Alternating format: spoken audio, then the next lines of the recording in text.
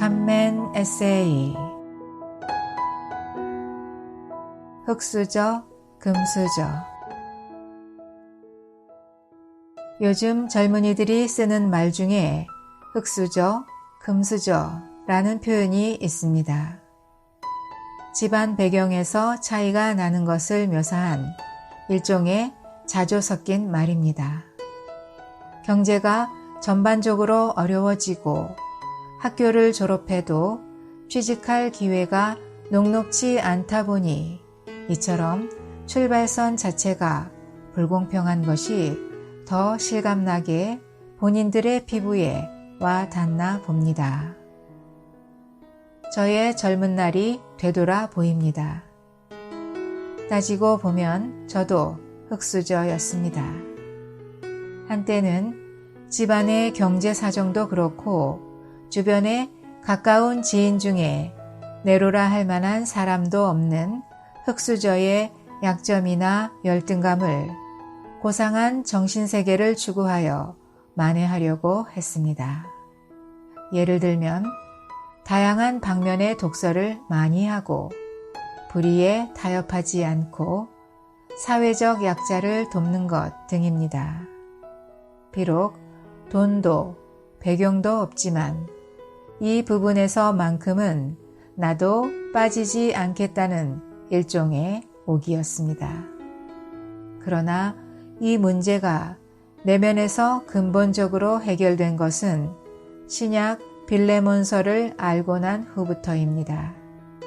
즉 빌레몬서의 등장인물들 바울, 디모데, 빌레몬, 아비야, 아키뽀, 오네시모가 출신 신분 등 여러 면에서 차이가 있지만 한 세 사람으로서 공존하고 서로 사랑한 것을 눈이 열려 본 것입니다.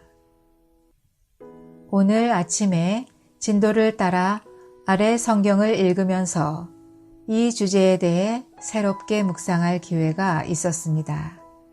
즉, 주님께서 소위 흙수저들을 택하셔서 금수저들을 부끄럽게 하신다는 것과 그 이유는 하나님 앞에서 모든 육체는 그것이 금수저이든 흙수저이든 다 거기서 거기임을 알게 하시려는 것입니다.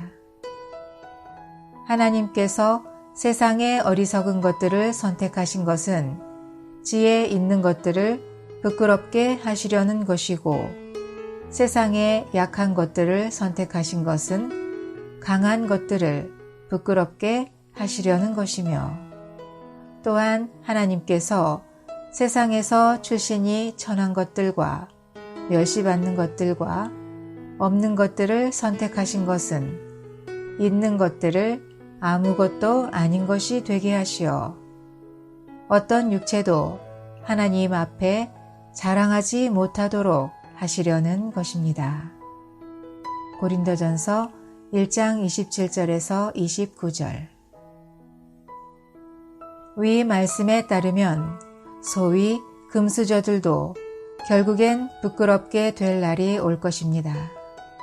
그러므로 그들을 부러워하거나 그렇지 않은 자신에 대해 너무 위축될 필요가 없습니다. 또한 기억할 것은 소위 흙수저들이 장차 금수저가 되려는 야심을 품고 그런 길을 추구하는 것이 인생의 바른 목표가 아니라는 것입니다. 그렇다면 무엇을 목표로 삼고 어떻게 사는 것이 후회 없는 삶이 될 것인지는 그 다음 말씀이 답을 주고 있습니다. 그러나 여러분은 하나님에게서 나서 그리스도 예수님 안에 있고 이 그리스도 예수님은 하나님에게서 나오셔서 우리에게 지혜, 곧 의와 거룩하게 함과 구속이 되셨습니다.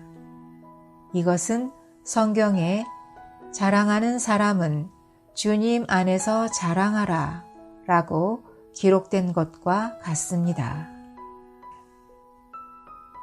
위 말씀에 따르면 사람의 가치는 이 세상에서 흙수저인가 금수저인가에 달린 것이 아닙니다. 대신에 그가 현재 그리스도 예수님과 어떤 연관성을 갖는가에 따라 결정됩니다. 사실은 아침에 좀 더 시간을 들여 묵상한 부분은 이 그리스도 예수님은 우리에게 지혜가 되셨습니다. 라는 말씀입니다. 앞의 말씀에 따르면 하나님의 능력과 하나님의 지혜는 다름 아닌 그리스도 자신이십니다. 오 주님, 당신이 우리에게 지혜가 되셨다니요. 이 말씀이 구체적으로 무엇을 의미하는지요? 본문 그대로 읽는다면 이 말은 그리스도께서 우리에게 의와 거룩하게 함과 구속이 되심을 가리킵니다. 그러나 좀 더 묵상할 때 이 말씀은 하나님의 영원한 갈망, 즉 하나님께서 자신을 사람 안에 분배하셔서 그분을 표현하고 그분의 권위를 행사하는 한 단체적인 사람을 얻으시려는 것과 깊은 관련이 있습니다. 이 땅의 선민들 안에서 하나님의 뜻을 성취하도록 보내지신 그리스도께서는 이 위임을 하나님의 능력과 하나님의 지혜이신 그분 자신의 존재와 역사하심을 통하여 이루고 계십니다. 그것은 하나님의 원수요 죄인인 우리를 회개하게 하여 그분을 생명으로 영접하고 거듭나게 하는 것입니다. 또한 우리의 마음 안에까지 거처를 정하시도록 우리 영 안에 이미 계신 그분 자신이 우리에게 지혜로 다가오시는 것입니다. 특별히 우리가 그리스도 아닌 것에게 한눈 팔고 있거나 어떤 이유로든 마음이 굳어지고 냉랭해진 상태에 있을 때 그분은 각종 지혜로 우리의 마음을 돌이키고 열고 그분을 더욱 받아들이게 하십니다. 어떤 때는 바람, 구름, 불, 호박, 금으로 또 어떤 때는 북풍과 남풍으로 때로는 영적인 아비와 같은 분량 있는 지체들의 사랑 어린 권면의 방식으로 그분이 하나님의 지혜이심을 보여주십니다.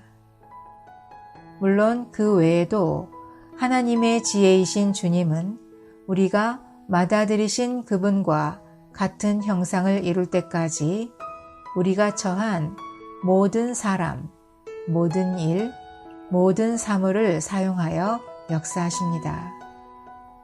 아침에 이 부분을 묵상할 때 뜬금없이 얼음을 깨고 전진하는 배인 쇠빙선이 떠올랐습니다. 언뜻 생각하면 북극 인근처럼 바다가 두껍게 언 곳에서는 배가 전진하는 길은 없을 것만 같습니다.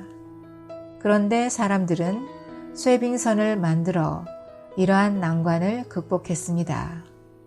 쇠빙선은 선체 바닥에 물탱크 속의 물을 뒤에 탱크 쪽으로 보내면 선체 앞쪽이 가벼워져 얼음 위로 올라타게 되고 그 후 다시 물을 앞쪽 탱크에 보내면 앞이 무거워져 얼음이 그 무게를 견디지 못하고 깨지는 원리랍니다. 사람의 지혜가 이러할진대 하나님의 지혜이신 그리스도는 우리 마음 안에 그분의 거처를 확대하실 더 많은 길이 있으십니다.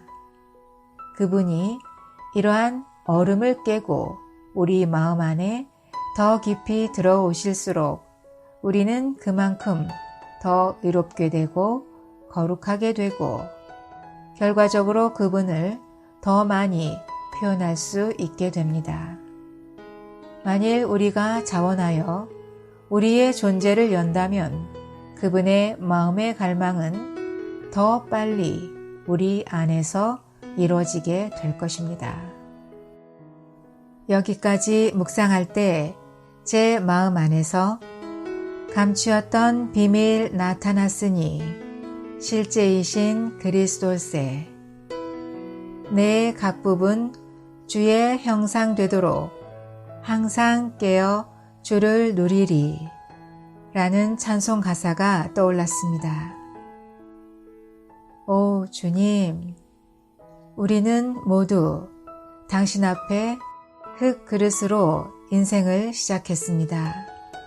그러나 당신은 하나님의 지혜로 우리를 돌 그릇으로, 심지어 하나님의 금의 본성으로 적셔지고 변화된 단체적인 금 그릇으로 만들어 가고 계심으로 인하여 당신을 찬양합니다. 아멘.